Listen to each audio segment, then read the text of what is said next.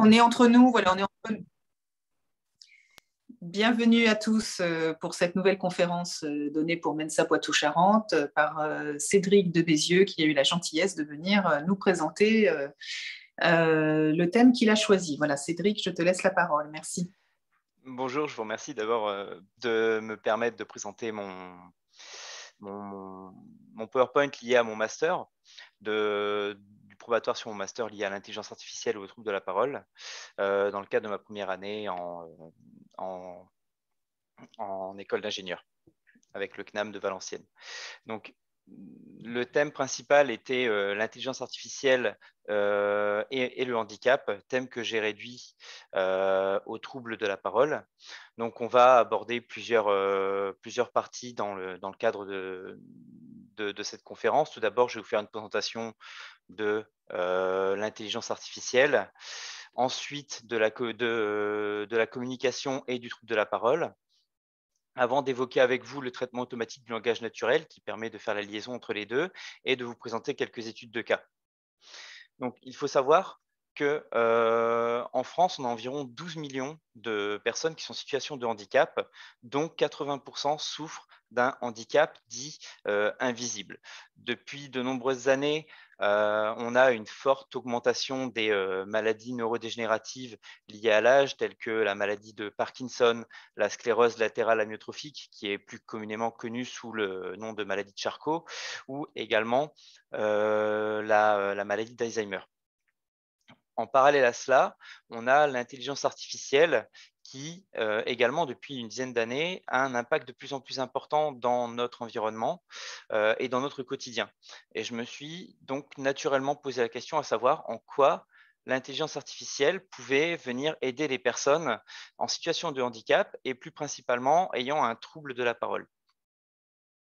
Donc, tout d'abord, je vais vous faire une présentation rapide de l'intelligence artificielle. Donc, il faut savoir que l'intelligence artificielle telle qu'on la connaît aujourd'hui a débuté dans les années environ 1950 par le biais d'Alan Turing, qui, dans son essai Computing Machinery and Intelligence, a développé ce qu'on connaîtra plus tard, ce qui sera appelé plus tard comme le test de Turing, qui permet en fait de juger du niveau d'intelligence d'une intelligence artificielle. C'était lié sur le jeu des imitations en Angleterre dans les années 50. Et le but de ce test est de mettre un jury dans une salle et de lui faire converser par le biais d'une machine, par le biais d'un ordinateur avec une personne ou une intelligence artificielle. Et plus l'intelligence artificielle était capable de tromper le jury, en lui faisant croire que c'était un être humain, et plus elle était jugée comme intelligente. Là, sur le graphique que vous voyez, sur le schéma que vous voyez actuellement à l'écran, ça représente les différents domaines de l'intelligence artificielle. Donc, l'intelligence artificielle, c'est une grande famille. Souvent, on parle d'IA et on parle de deep learning, on parle de réseau de neurones et on dit c'est deux choses totalement différentes, sauf qu'en fait, l'IA et le deep learning c'est la même chose. C'est seulement des différents niveaux d'utilisation de l'intelligence artificielle. Donc, on a l'apprentissage automatique et les réseaux de neurones qui utilisent le deep learning. Donc, l'apprentissage automatique se développe de deux manières. On a deux méthodes différentes d'utilisation de l'apprentissage automatique, soit l'apprentissage dit supervisé ou l'apprentissage dit non supervisé. Dans le cadre de l'apprentissage supervisé, on va venir fournir à l'intelligence artificielle des données annotées. Donc, par exemple, ici, l'image d'un chien avec le nom comme quoi s'il s'agit d'un chien. L'intelligence artificielle va elle-même effectuer un traitement sur ces informations pour définir un modèle mathématique. Et lorsqu'elle a fini son entraînement, on va venir lui donner des données non annotées et elle sera capable en fait de dire que là, il s'agit de l'image d'un chat, parce qu'elle aura fait des relations mathématiques entre les données qu'on lui aura fournies lors de son entraînement et celles après son entraînement. Juste en dessous, je vous présente comment fonctionne l'apprentissage automatique non supervisé. Donc, contrairement à la présentation du dessus, on va venir fournir des données non annotées à l'intelligence artificielle qui va elle-même se débrouiller pour définir un pattern, un modèle en fait, correspondant à ces différents éléments qui lui sont fournis en entrée et pouvoir les classifier dans différentes familles. Donc par exemple ici, là, vous avez des pommes, des poires et on va dire que c'est des avocats juste en dessous. Et dans un autre domaine de l'intelligence artificielle, vous avez ce qui s'appelle le deep learning. Dans le deep learning, on a réussi à informatiser le fonctionnement d'un neurone humain. Et vous avez ici différentes informations sur le schéma du haut. Vous avez des données en entrée qui ont les valeurs x, 0, 1, 2 et 3, avec un poids qui est attribué à chacune de ces données, qui est ici nommé avec les variables W0, 1, 2 et 3. Tant que l'information qui entre dans le neurone informatique ne dépasse pas une certaine valeur, il va continuer à effectuer son traitement sur la donnée.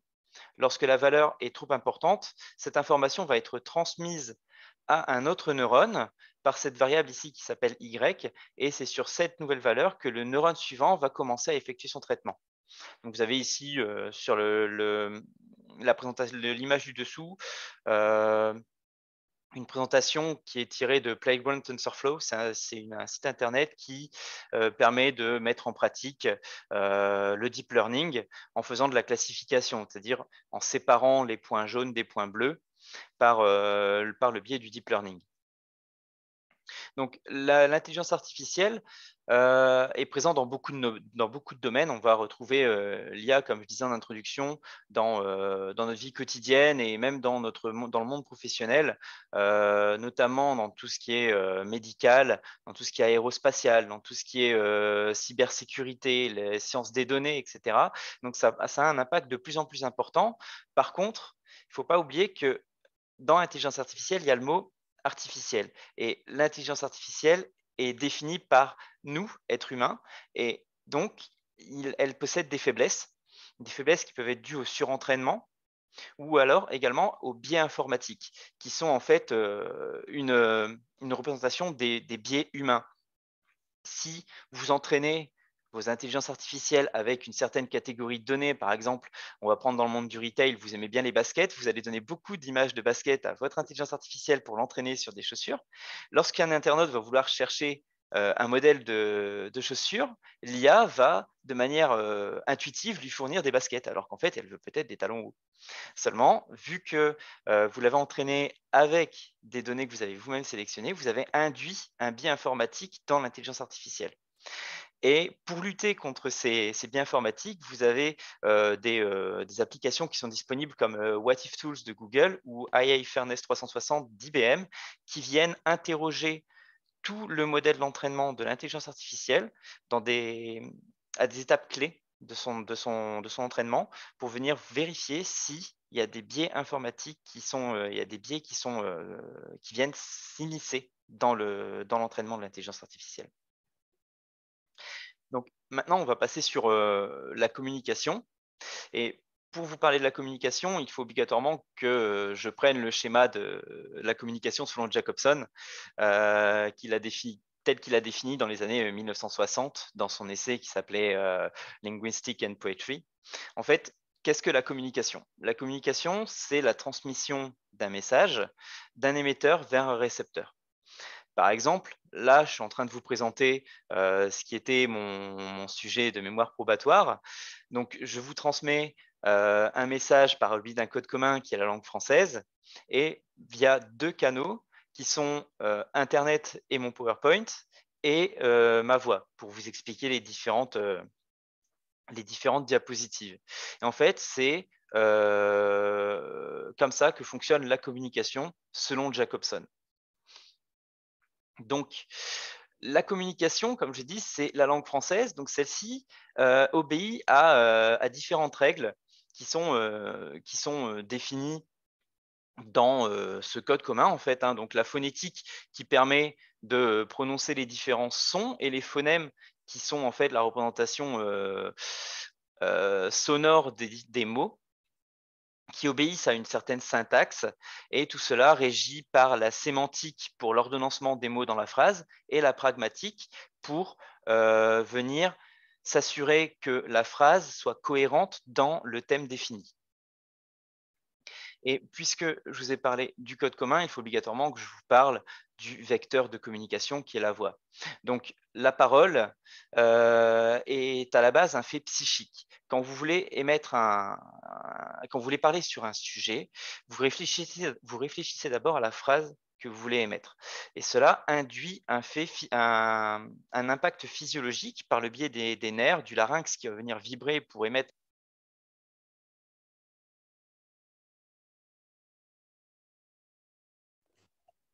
On ne t'entend plus, Cédric.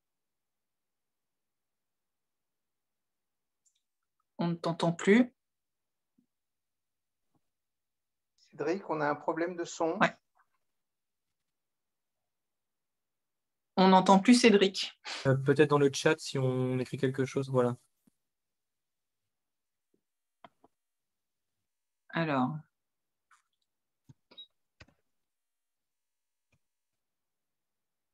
Est-ce qu'il y a moyen de mettre sur pause l'enregistrement, Didier? Donc, en fait, maintenant que je vous ai expliqué le schéma de la communication selon Jacobson et le langage, je vais également parler de la parole. Donc, la parole, il faut savoir que à la base, c'est un fait psychique qui entraîne un aspect physiologique. Donc, quand vous pensez à votre phrase, vous allez après utiliser le système nerveux qui va venir provoquer le fonctionnement des différents muscles de la respiration, du larynx, qui va vibrer pour transmettre votre parole à votre interlocuteur, qui va traduire votre pensée, qui va traduire votre parole par le biais du code commun qui est la langue française, dans notre cas actuellement, en utilisant le sens de l'ouïe. On aurait tendance à croire que les troubles de la parole sont catégorisés en fonction de leur aspect psychique ou physiologique, alors qu'en fait, c'est plus lié à des troubles de la parole mineurs et des troubles de la parole majeure. On va trouver, par exemple, dans les troubles de la parole mineure, le bégaiement, qui a un impact qui trouve son origine dans des faits physiologiques et psychologiques et qui va se soigner, j'ai envie de dire, bien qu'on ne soigne jamais vraiment un trouble de la parole, qui va avoir un impact moindre suite à des techniques liées à l'orthophonie.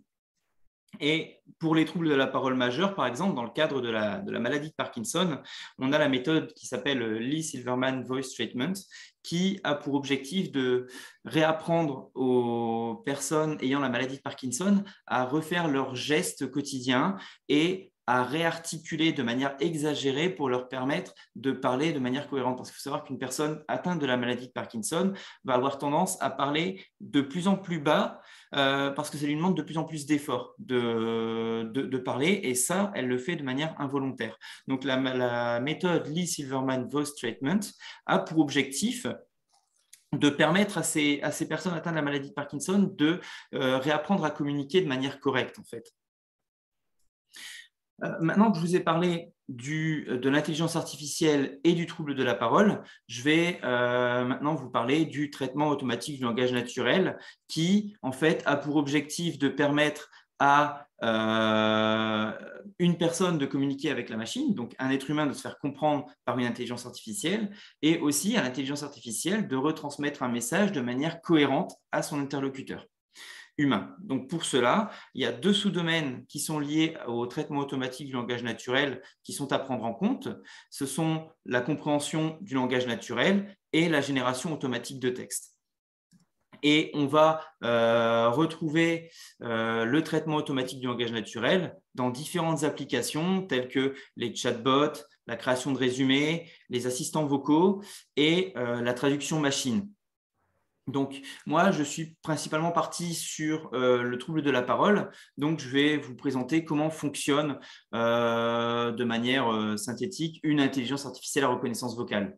Donc, tout d'abord, ça passe par la prononciation d'un mot-clé, comme par exemple OK Google ou Dis Siri, etc., qui provoque l'éveil de l'assistant vocal. Celui-ci se manifeste par un son sonore. Suite à ce son sonore, il y a le modèle acoustique de l'intelligence artificielle qui va enregistrer tous les bruits ambiants.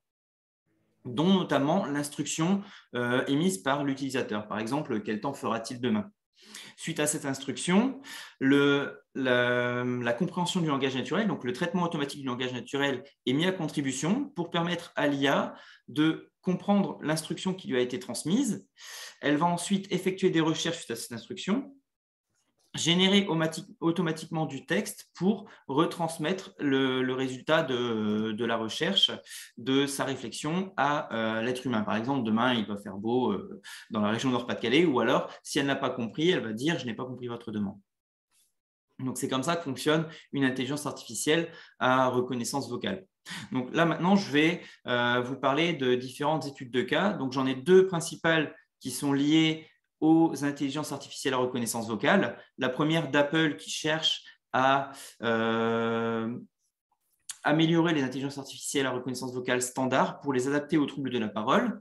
Et en opposition, on a Google qui cherche à démontrer que les IA spécifiques aux troubles de la parole sont plus performantes et mieux adaptées aux personnes ayant un trouble de la parole.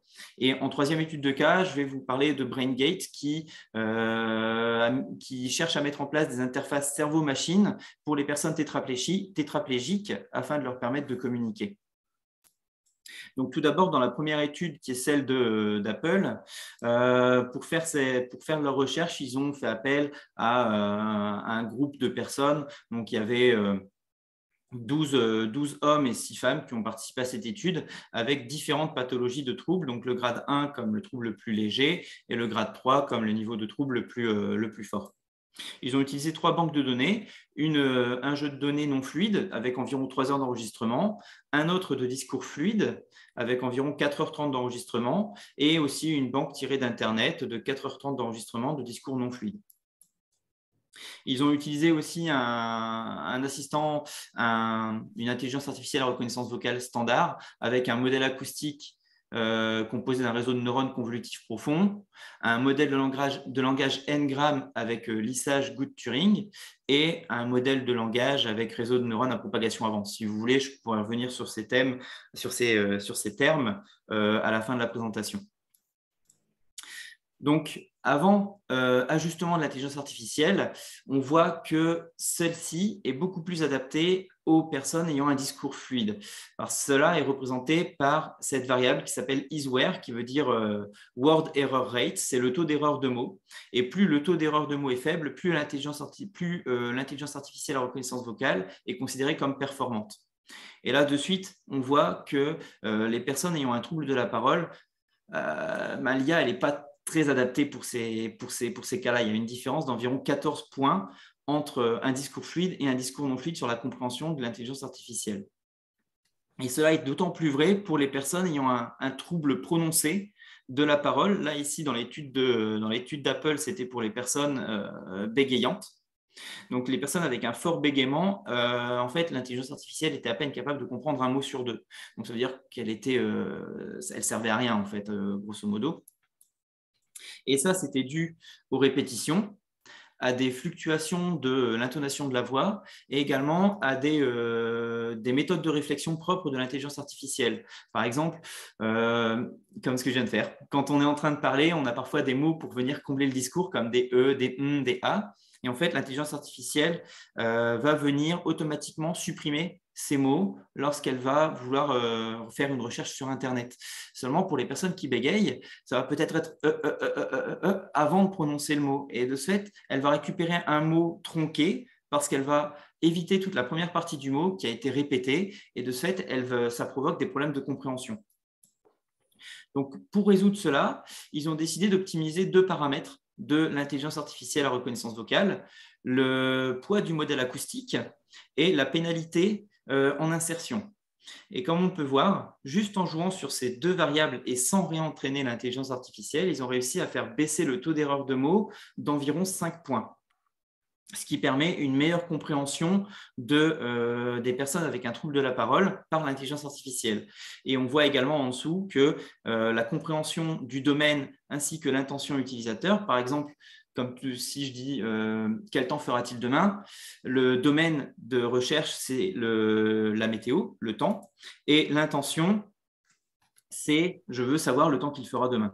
Et en fait, on voit que pour les personnes ayant un trouble prononcé de la parole, cette compréhension a été fortement améliorée d'environ 10 points pour les deux domaines.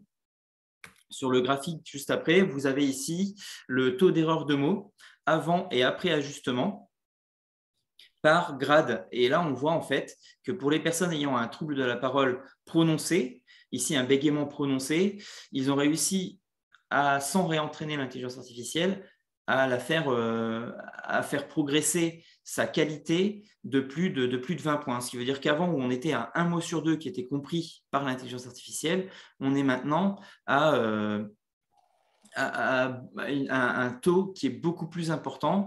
Et de ce fait, l'intention, la personne ayant un trouble de la parole est beaucoup plus apte à se faire comprendre par l'intelligence artificielle. Donc, ils ont réussi, par le biais de leur étude, à démontrer qu'il était possible d'optimiser les assistants vocaux standards aux troubles de la parole sans avoir à les réentraîner. La deuxième étude que je vais vous présenter, c'est le projet Euphonia de Google, qui, eux, a essayé de faire l'effet inverse. C'est prouver que les IA à reconnaissance vocale spécialisées pour les troubles de la parole sont plus performants que les IA standards. Donc, pour ça, ils ont fait appel à beaucoup plus de participants avec un ordre de pathologie plus important.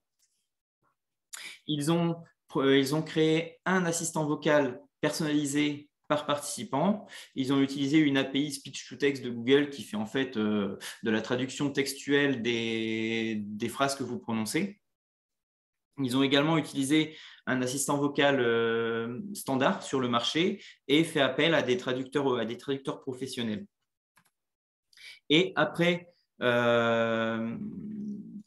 entraînement des intelligences artificielles, on voit que les intelligences artificielles personnalisées sont beaucoup plus performantes que les intelligences artificielles standards ou l'API speech-to-text de Google pour comprendre le discours des personnes ayant un trouble de la parole.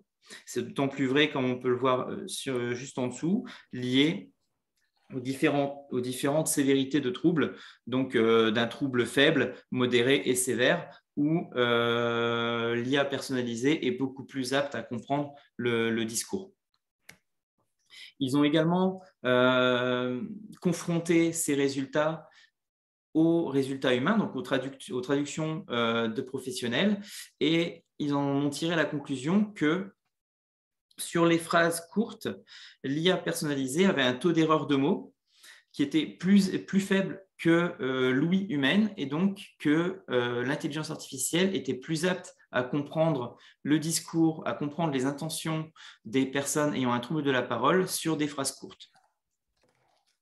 Donc, ils ont réussi avec leur étude à avoir un taux d'erreur de mots pour les cas les plus sévères d'environ 13%, avec un gain de justesse des traductions d'environ 80%, mais il reste tout de même mitigé parce que ces résultats sont valables seulement pour des phrases courtes, et pour un quart des participants, il y avait toujours un taux d'erreur de mots supérieur à 10%. La troisième étude que je vais vous présenter, c'est l'étude de BrainGate sur les interfaces cerveau-machine pour les personnes tétraplégiques. Donc, dans le cadre de cette étude, ils ont fait appel à 2 participants et ils ont fait une opération chirurgicale pour venir implanter 2 grilles d'électrodes dans la zone du cortex moteur, du mouvement de la main et du bras sur ces 2 participants, tous deux d'environ une soixantaine d'années, avec une rupture de la colonne vertébrale au niveau de la 4e vertèbre. Donc, les 2 participants étaient encore aptes à parler, mais ils n'étaient plus du tout en capacité de se déplacer et de bouger des membres. Et donc, ils ont effectué plusieurs expérimentations. Ils leur ont demandé de prononcer différentes syllabes, différents sons, et ils ont récupéré les activations sur les grilles qui ont été implantées au niveau des électrodes pour voir les neurones qui étaient actifs et inactifs lors de la prononciation de ces différentes syllabes. Ils ont effectué également la même expérimentation, mais là en utilisant des mots, donc avec environ une trentaine de répétitions pour chacun des mots, en récupérant les ondes cérébrales lors des différentes prononciations par les participants T5 et T5 et T8.